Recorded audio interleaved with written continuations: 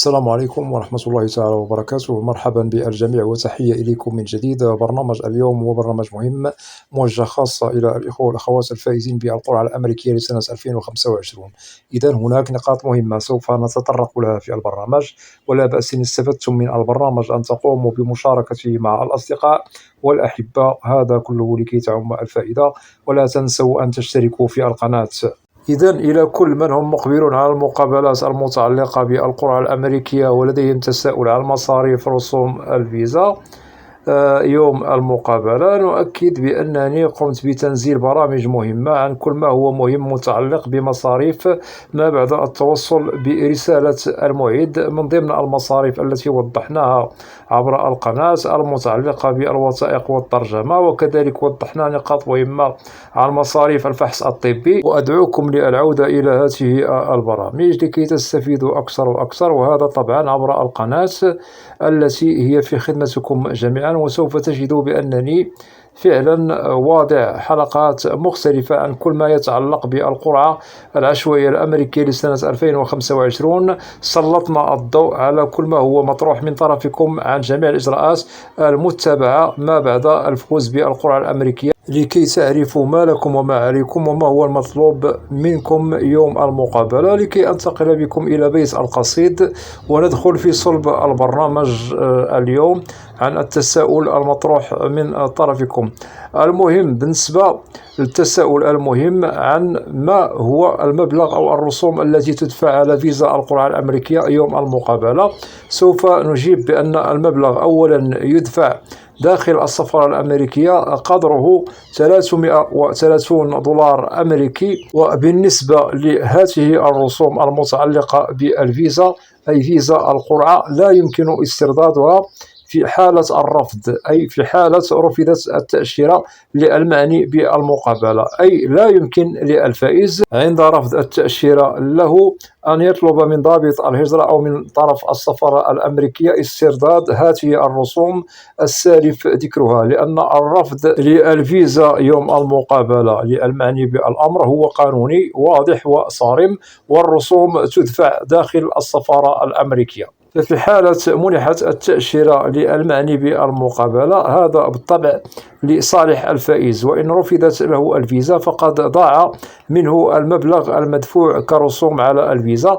وكما وضحنا بأنه هذا القانون المتعلق برسوم الفيزا عند الرفض لا يمكن استرداده، هذا ساري المفعول على جميع الفيز أو التأشيرات سواء فيزا هجرة أو فيز لغير الهجرة، ولا يمكن للمعنيين بالمقابلات في حالة دفعوا رسوم الفيزا ورفضت لهم هذه التأشيرة فمبلغ الرسوم لا يسترجع ولا يسترد، ولا يمكن تقديم التماس للسفارة الأمريكية لأجل إعادة النظر لاسترداد المبلغ المدفوع كرسوم على الفيزا، لأنه خلاص انتهى الأمر. وهذا القانون يشتغل عليه بضوابط وبقوانين صارمة متعلقة بمنح التأشيرة أو الرفض التأشيرة. وكذلك نؤكد بأن هذا القانون هو يشتغل عليه على جميع أنواع التأشيرات التي تخول للمعنيين بالأمر الدخول إلى الولايات المتحدة، سواء عن طريق الهجرة مثلا عن طريق لم شمل عائلي أو قرعة أمريكية أو فيز أخرى للهجرة، أو هناك فيز أخرى كذلك لغير الهجرة مثلا سياحة دراسة علاج إلى غير ذلك. في حالة رفضت التأشيرة فخلاص لا يمكن للمعنيين بالأمر أن يطلبوا طلب التماس لاسترداد المبلغ المدفوع على هذه التأشيرة المقدمة بالطبع لدى السفارة الأمريكية أو التي هي مقدمة داخل الولايات المتحدة الأمريكية. ونؤكد على فيز للهجرة.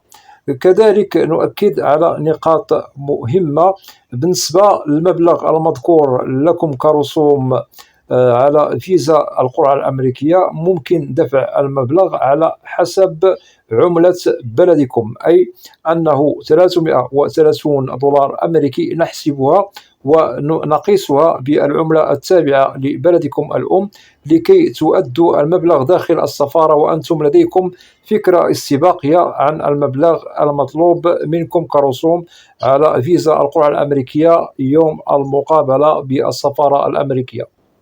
لكي أنتقل بكم إلى تساؤل مهم كذلك توصلت به عبر التعليق بالقناة: هل ضروري ومؤكد هذه الرسوم المتعلقة بفيزا القرعة الأمريكية تدفع على الأطفال الصغار؟ نؤكد نعم، تدفع على كل فرد من الأهل في حالة المتزوجين. بالطبع المبلغ المشار إليه هو 330 دولار أمريكي يدفع على كل فرد من العائلة، سواء وجدنا المتزوج لديه أطفال، مثلا زوج وزوجة لديهم طفلين صغيرين، هذا كمثال فقط. في المبلغ المشار له كرسوم على الفيزا يدفع على كل طفل على حدة.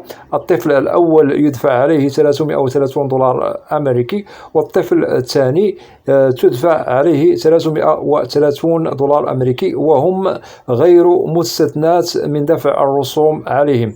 والمبلغ المذكور الذي يدفع كرسوم فيزا على الكبار هو نفسه الذي يدفع على الصغار كذلك. ونؤكد بأنه كلما زاد الأفراد زادت مصاريف رسوم الفيزا، أي أن الفرد الواحد يؤدى عليه 330 دولار أمريكي. أما في حالة أفراد آخرين فسندفع على كل فرد كما سبق الذكر 330 دولار، لأن الفرد ليس هو الجماعة والجماعة ليست هي الفرد. إذن يحسب كل من هو فائز بالقرعة الأمريكية هل هو مستقل مثلا لوحده كفرد. بالطبع في حالة أنت منفرد أو أنت منفردة بالطبع سوف تدفع كرسوم فيزا يوم المقابلة 330 دولار أمريكي. أما في حالة أنكم متزوجين أنت والزوجة فقط فهنا سوف تدفع عن الرسوم الخاصة بك 330 دولار أمريكي، وللزوجة 330 دولار أمريكي. هنا سوف تزيد رسوم الفيزا. أما في حالة أنه لديكم أطفال أو أبناء فرسوم الفيزا سوف تزيد. كل طفل أو كل ابن لديكم، سواء طفل أو طفلين أو 3 أطفال أو أبناء، فهنا سوف تدفع على كل فرد من أطفالكم أو أبنائكم 330 دولار أمريكي. وبالطبع مصاريف فيزا القرعة الأمريكية تزيد عند الأسرة، وبالطبع تقل عند المنفرد الذي هو لوحده. إذن المصاريف المتعلقة برسوم فيزا القرعة الأمريكية بالنسبة للمتزوجين نحسب ألف حساب وحساب بأنه الرسوم سوف تزيد.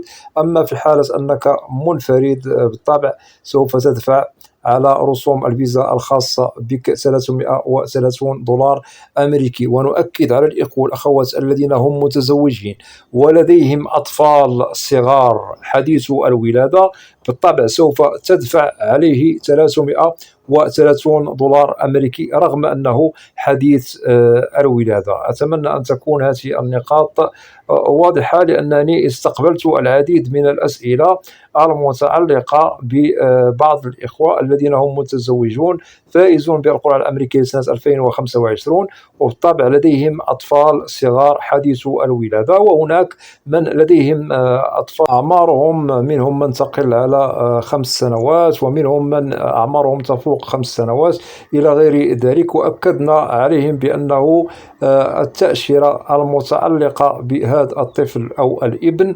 أكيد كل فرد من أبنائكم أو أطفالكم سوف تدفعوا عليه 330 دولار أمريكي. هذا للتأكيد بالطبع لكي تكونوا على بينة من أمركم ولكي تعرفوا المبلغ والرسوم التي سوف تقوموا بإرفاقها معكم يوم المقابلة بالطبع لكي لا تقعوا في المحظور ولكي ترفقوا معكم المبلغ المدفوع على رسوم الفيزا بدون النقص. وهذا بالطبع سوف يخدم مسار إتمام إجراءات يوم المقابلة بالسفارة الأمريكية في أحسن الظروف والأحوال. أتمنى أن تكون هذه النقاط واضحة، ولازم الاشتغال على كل نقطة قمت بتوضيحها لكم بنظام وبانتظام لكي تتم إجراءاتكم كما ذكرنا في أحسن الظروف والأحوال. وأتمنى من الإخوة والأخوات الذين لا زالوا لم يشتركوا في القناة أدعوكم للاشتراك في القناة وتفعيل زر الجرس ليصل إليكم كل جديد. ولا تنسوا أن تدعمونا دائما بلايك لكي نصل إلى أكبر نسبة من المشاهدة. وبالنسبة للقناة محتوى كامل وشامل عن الهجرة والمهاجر إلى الولايات المتحدة الأمريكية بشكل عام وكتعريف. وأود أن أشكر جزيل الشكر كل الإخوة والأخوات الذين يقومون بوضع تعاليق محترمة. مرحبا بكم جميعا بالقناة، وإلى لقاء قريب بإذن الله، والسلام عليكم ورحمة الله تعالى وبركاته.